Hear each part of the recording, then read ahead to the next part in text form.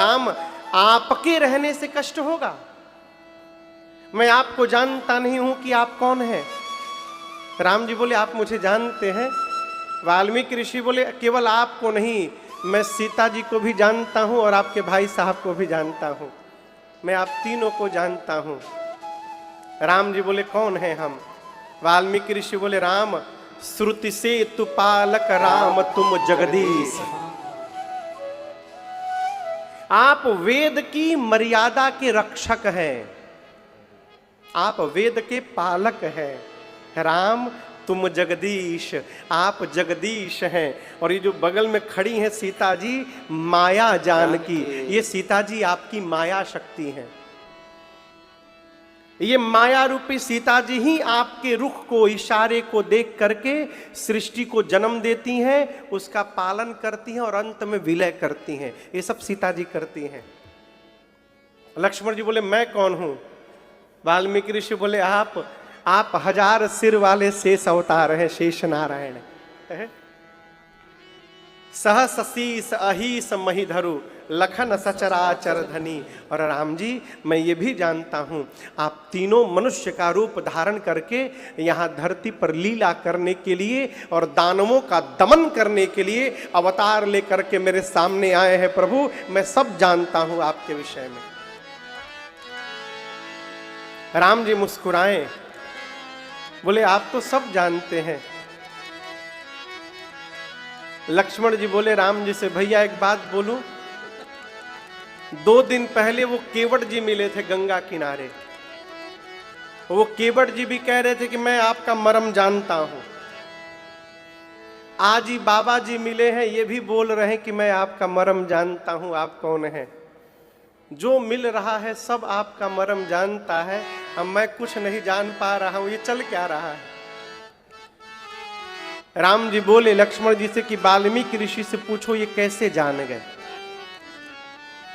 ये बड़ा अद्भुत प्रसंग है। लक्ष्मण जी ने पूछा वाल्मीकि ऋषि से कि मुनिवर आप इनको कैसे जान गए, किस विधि से जान गए, कौन सी पूजा किए, कौन सा पाठ किए, कौन सा जप किए, कैसे जान गए। वाल्मीकि ऋषि बोले लक्ष्मण जी किसी भी पूजा से, किसी भी जप से, किसी भी अनुष्ठान से, किसी भी पाठ से राम जी को जाना नहीं जा सकता है। अंडा जी समझ में आ रही है बात? कुछ भी करके हम चाहे आप भगवान को जान नहीं सकते।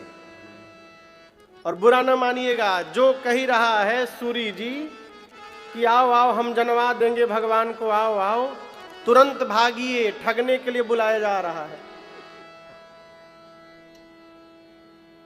बहुत लोग घूम रहे हैं समाज में, आइए हम ध्यान लगवा देंगे, हम भगवान को जनवा देंगे। हैं? खुदे बैठ नहीं पा रहे हैं, एक आसन पर कह दिया जाए 1 घंटा बैठिए तो पांव में दर्द हो जा रहा है। जिसका आसन सिद्ध नहीं हो पाया वो ध्यान की बात करेगा। जिसका लगता है उसको मेरा प्रणाम है, लेकिन मैं आपको बताऊं भगवान को जाना नहीं जा सकता, कुछ भी करके जाना नहीं जा सकता। फिर क्या किया जा सकता है? भगवान को माना जा सकता है। मानिए, क्या मानिए? तुम ही मेरे नैया किनारा, तुम ही हो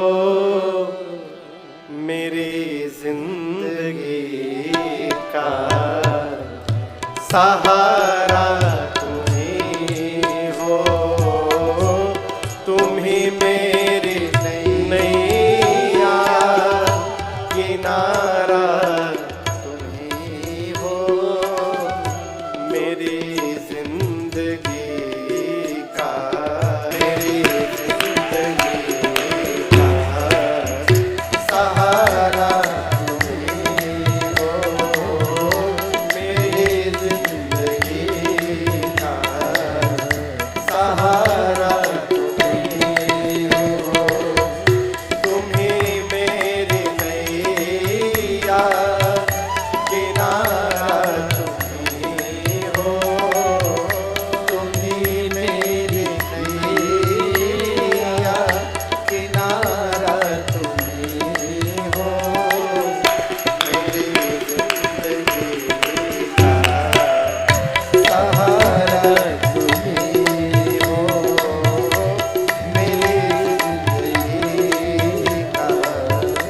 सहारा तुम्ही हो, मेरी जिंदगी का सहारा तुम्ही हो।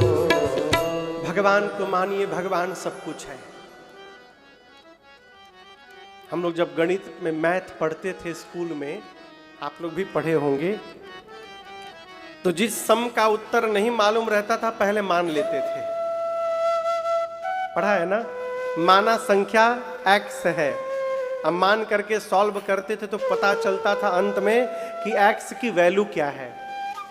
उसी प्रकार भगवान को मान करके व्यवहार करिएगा तो अंत में यह भी पता चल जाएगा कि भगवान क्या है। जानने का विषय नहीं है, भगवान मानने का विषय है। अब प्रश्न आता है, यदि भगवान को जान नहीं सकते तो वाल्मीकि ऋषि कैसे जान गए? लक्ष्मण जी पूछे आप कैसे जान गए? वाल्मीकि ऋषि कहते हैं, सोई जानई जेहि देहु जनाए, और जानत तुमहि तुमई होई जाई। भगवान को वही जान सकता है जिसको भगवान अपने विषय में जानवाना चाहेंगे। आप समझ रहे मेरी बात को? भगवान को कौन जान पाएगा? भगवान जिसको अपने विषय में जानवाना चाहेंगे वो उनको जान जाएगा। फिर प्रश्न आता है, भगवान किसको जानवाना चाहेंगे? क्या ऋषि महात्मा मुनि को? नहीं, किसी को भी। किसको महाराज? जो भगवान के अनुकूल रहे, जो भगवान की मर्यादा के अनुकूल रहता है, एक दिन भगवान उसको अपने विषय में सब कुछ जानवा देते हैं। और याद रखिएगा, भगवान को जान लेने के बाद वो जीव भगवान का ही हो जाता है। जानत तुमई तुमई हो जाए। वाल्मीकि ऋषि बोले, राम जी आप पूछ रहे हैं कि मैं कहाँ रहूं? मैं पूछ रहा हूं। पूछे हूं मोहि की कहाँ, मैं पूछत सकुचा। जहाँ न हो तहाँ देहु कही, तुम ही दिखानो। श्री वाल्मीकि ऋषि पूछे कि आप पूछ रहे मैं कहाँ रहूं? मैं आपसे पूछ रहा हूं प्रभु आप कहाँ नहीं है। पहले आप वो स्थान बताइए जहां आप नहीं हैं, फिर मैं आपके रहने के लिए स्थान बताता हूं। राम जी मुस्कुराए।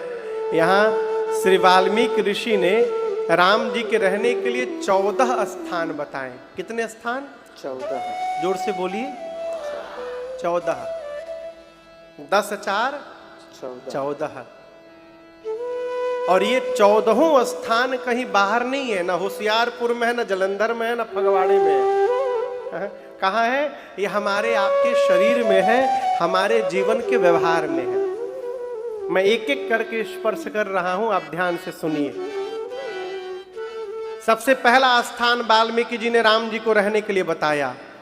जिनके श्रावण समुद्र समाना, जिनके श्रवण समुद्र समाना, कथा तुम्हारी सुभग सरिनाना, कथा तुम्हारी सुभग सरिनाना, भरहि निरंतर हो ही न पूरे, भरहि निरंतर हो ही न पूरे।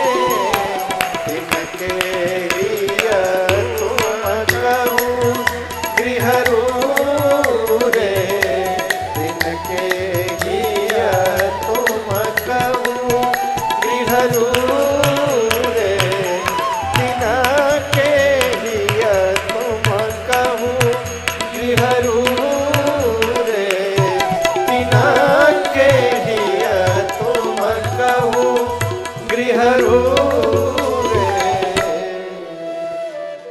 होशियारपुर में कोई नदी है? नहीं है। जालंधर में हो ऋषि बाबू? जालंधर में नहीं है। फगवाड़े में? ब्यास नदी है कहां? अच्छा, पास में ही है, ब्यास नदी है। कहां से निकली है? पहाड़ पर से निकली होंगी। और कहां से? बोलिए, पहाड़ पर से। हमको एग्जाम लेने थोड़ी बैठे हैं कि जगह का नाम बताओ। ब्यास नदी कहां से निकली है? कहां तक गई है? ये किसी को नहीं मालूम। समुद्र में कौन? अच्छा, ब्यास सीधे समुद्र में चली गई है। वो किसी नदी में मिली होंगी ना? आप लोगों को नहीं पता किस नदी में मिली? तो जब पंजाब में रह के आप लोगों को नहीं मालूम तो हमको कहां से मालूम होगा? चलिए मान लेते हैं किसी नदी में मिली होंगी। अब वो नदी कहां गई होगी? अब समुंदर बोलिए, कहां गई? समुंदर में।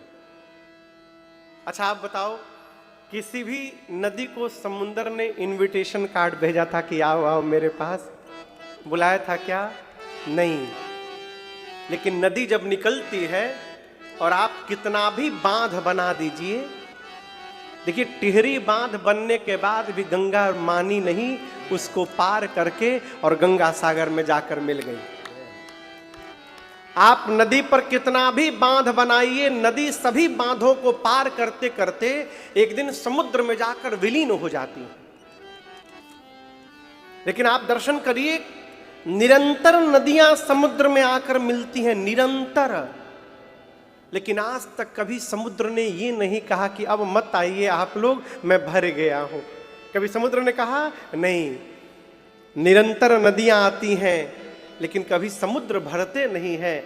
हे राम जी, उसी प्रकार जिस मनुष्य के कान का स्वभाव समुद्र जैसा हो जाए और आपकी कथा ही नदी बन जाए, यानी जैसे नदियों से कभी समुद्र नहीं भरते, उसी प्रकार आपकी कथा से जिस मनुष्य के कभी कान नहीं भरे, आप उसके हृदय में जाकर बसिए। प्रभु आपके लिए पहला स्थान है, पहला घर है, जिसके मन कभी भगवत कथा से भरे नहीं।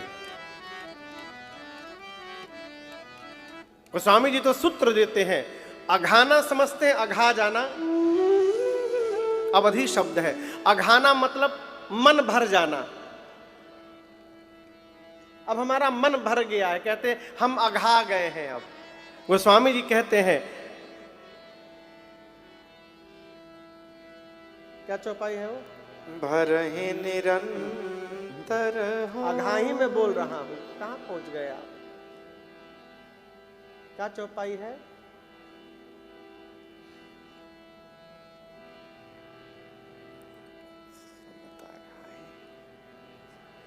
देखिए सब लोग फंसे हैं।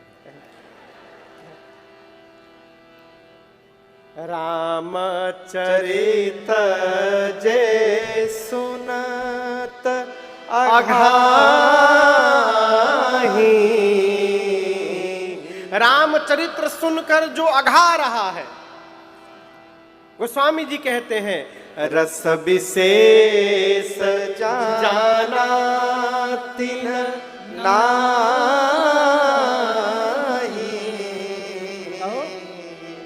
रस विशेष जाना तिन नाही। भगवान के चरित्र को सुनकर जिसका मन भर जाए, इसका मतलब उसको असली आनंद मिला ही नहीं है। आप आम का जूस आपको पिलाएं, कितने दिन पीजिएगा? एक दामाद गया ससुराल में।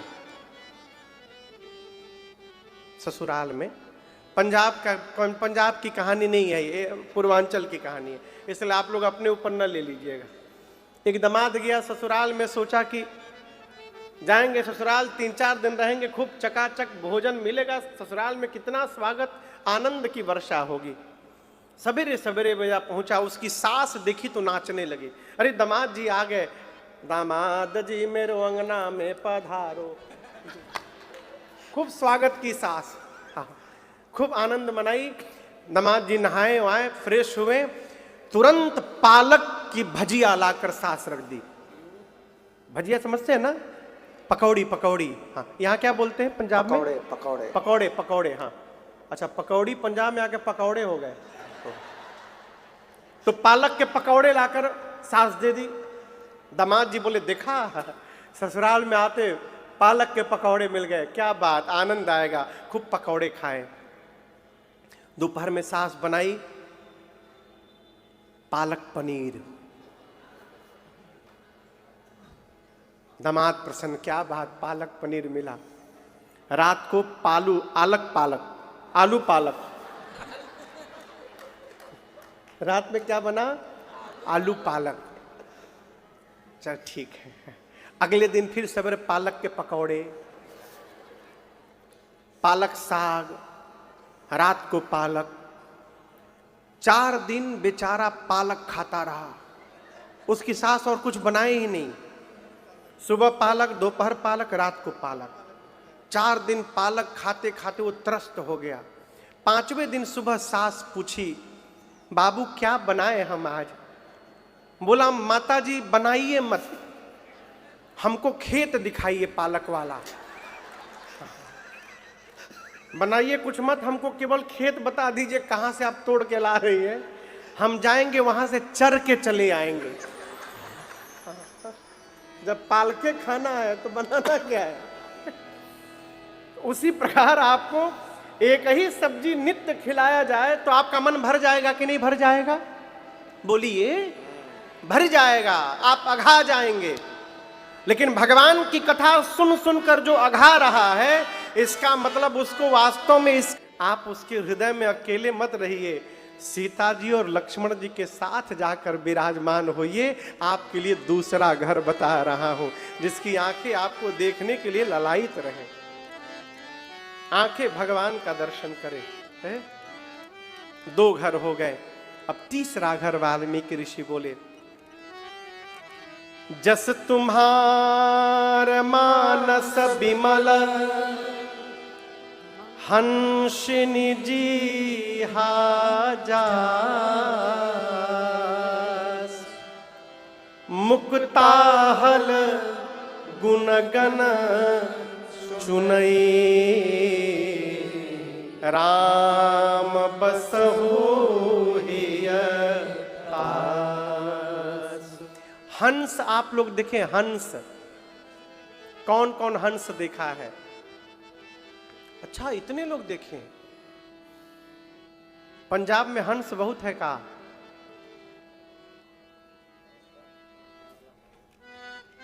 बोलिए, हम तो नहीं देखे आज तक। कई लोग बत्तख को भी हंसे समझते हैं, बुरा न मानिएगा।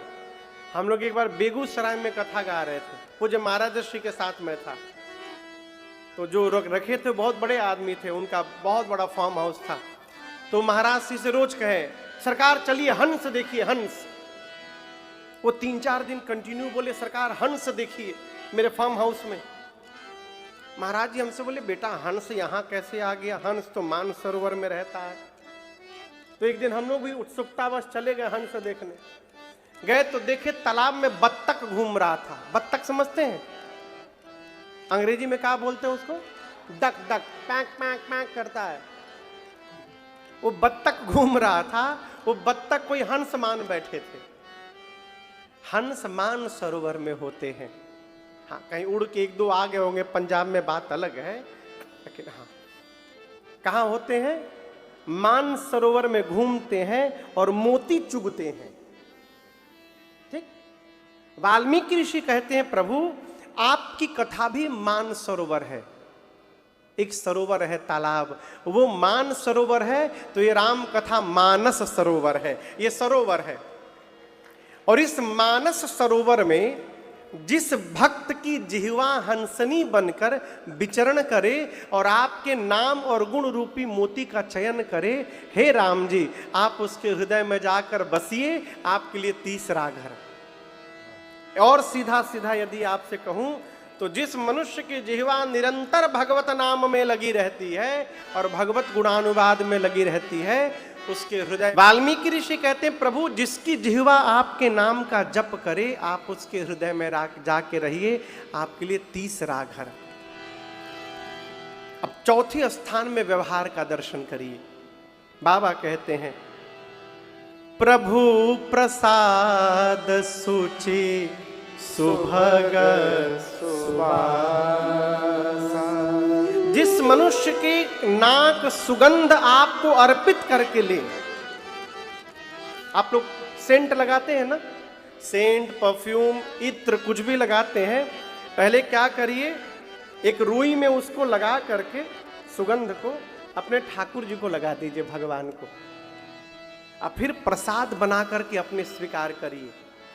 प्रभु प्रसाद सुचि सुभग सुबासा, सादर जा सुलहई नित नासा। इसके बाद तुम ही निवेदित भोजन करहि। प्रभु जो आपको भोग लगा करके भोजन करे, क्या लगा करके भोग, समझ रहे हैं ना?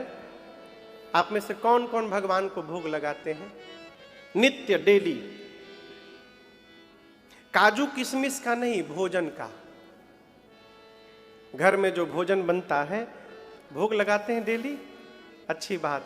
जो नहीं लगाते वो अब लगाना प्रारंभ करें। आप कहोगे महाराज हमारे घर में तो लहसुन प्याज बनता है।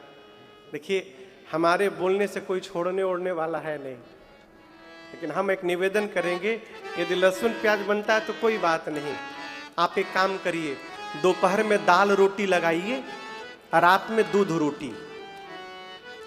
इसमें तो लहसुन प्याज नहीं पड़ता है। दोपहर में क्या लगाइए, बोलिए, रात में यही लगाए रहो।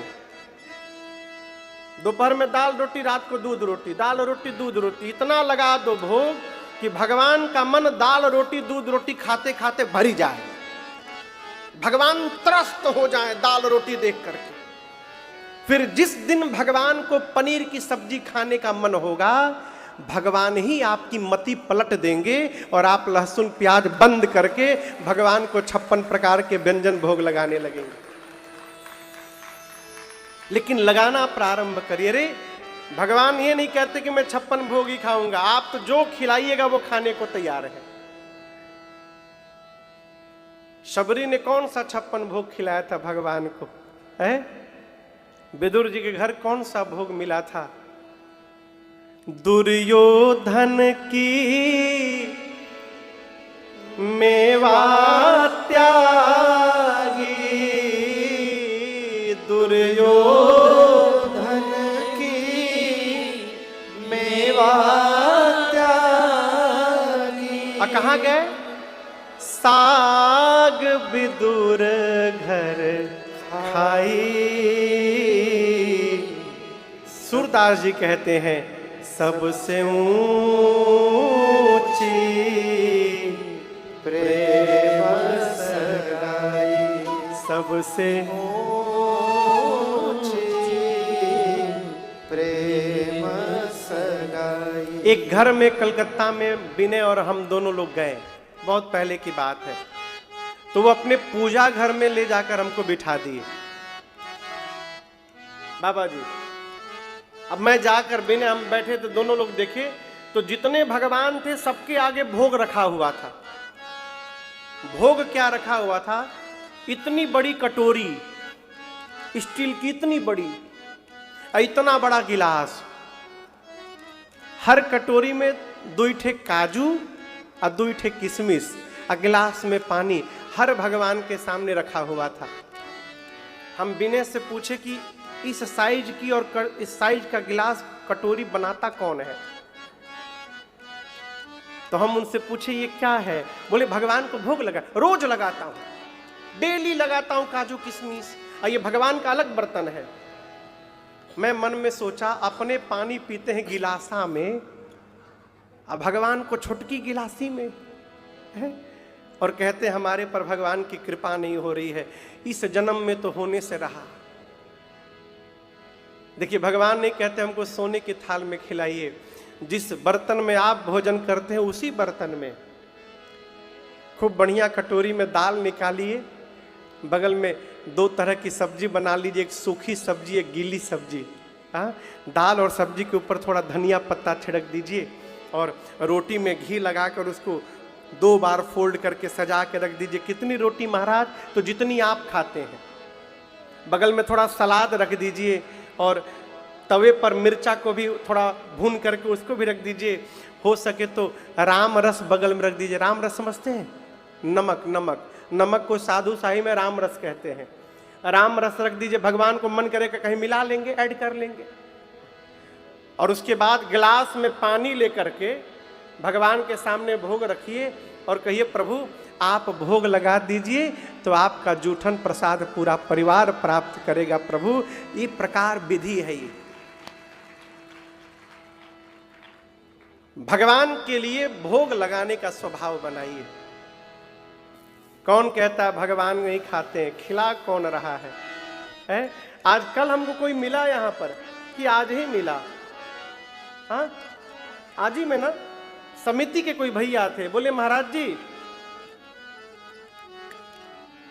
आज की कल ठाकुर जी को घर में मैया बिस्किट भोग लगाई थी, तो मैं ऊपर से उतरा तो कटोरी में बिस्किट था, तो मैं समझा कि भोग लग गया है। अच्छा आपके हाँ बाबू मिले थे, बोले मैं समझा भोग लग गया है, तो मैं कटोरी लेकर के नीचे चला गया। माँ बोली अरे मैं रख कर आई थी, अभी भोग नहीं लगाई थी, तू लोग उठा के ले आया। अब बोले महाराज मुझे तो बड़ी ग्लानि हुई, मैं तुरंत बिस्किट कटोरी का बिस्किट लेकर गया और ठाकुर जी के सामने रखकर कान पकड़ा, प्रभु माफ कर दीजिए गलती हो गई, मुझे पता नहीं था, बिस्किट भोग लगा लीजिए प्रभु। आपकी कथा में सुना था महाराज की भोजन भोग लगाते समय देखना नहीं चाहिए। मैं आंख बंद करके बगल में खड़ा हो गया और ये कह रहा था प्रभु भोग लगा लीजिए, और मन में देख रहा था कि लड्डू गोपाल बिस्किट खा रहे हैं। और महाराज जी जब मैं आंख खोला ना तो बिस्कुट कटा हुआ दिखाई पड़ा हमको। वो फोटो लेके बाबू आया था मुझे दिखाने के लिए।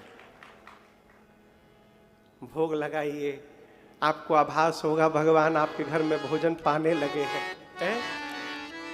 तुम ही निवेदित भोजन कर। घर में कोई भी नया वस्त्र और आभूषण आवे तो पहले भगवान को पहना करके प्रसाद बना ले, फिर अपने धारण करे। श्रेष्ठ घर में कोई आवे तो हाथ जोड़कर उनका अभिवादन करे, विनम्रता पूर्वक उनको प्रणाम करे। राम जी हाथ से आपकी सेवा करे, पांव से तीर्थों की यात्रा करे और आप पर भरोसा करे। ये सब काम जो मनुष्य कर रहा है राम जी, आप उसके हृदय में जाकर रहिए, आपके लिए उसका हृदय चौथा स्थान है, चौथा घर।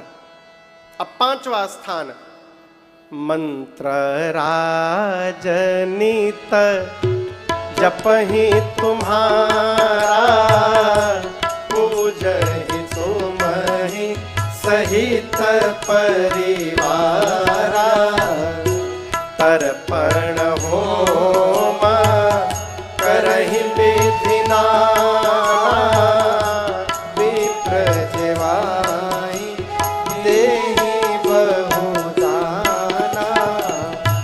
तुमते अधिक गुरहि जिय जानी, सकल भाय सेवहि सनमानी। तुमते अधिक गुरहि जिय जानी, सकल भाय सेवहि सनमानी। पांचवें स्थान में वाल्मीकि जी बोले राम जी जो आपके किसी मंत्र का नित्य जप करे। किसका जप करे? मंत्र का। कौन से मंत्र का जप करे? दीक्षा के समय श्री सद्गुरुदेव भगवान के श्रीमुख से कान में जो मंत्र प्राप्त हुआ है उस मंत्र का नित्य जो जप करे। और जिसकी दीक्षा नहीं हुई है वो क्या करे? वो महामंत्र का जप करे। महामंत्र जानते हैं आप लोग? कौन सा? हाँ, हरे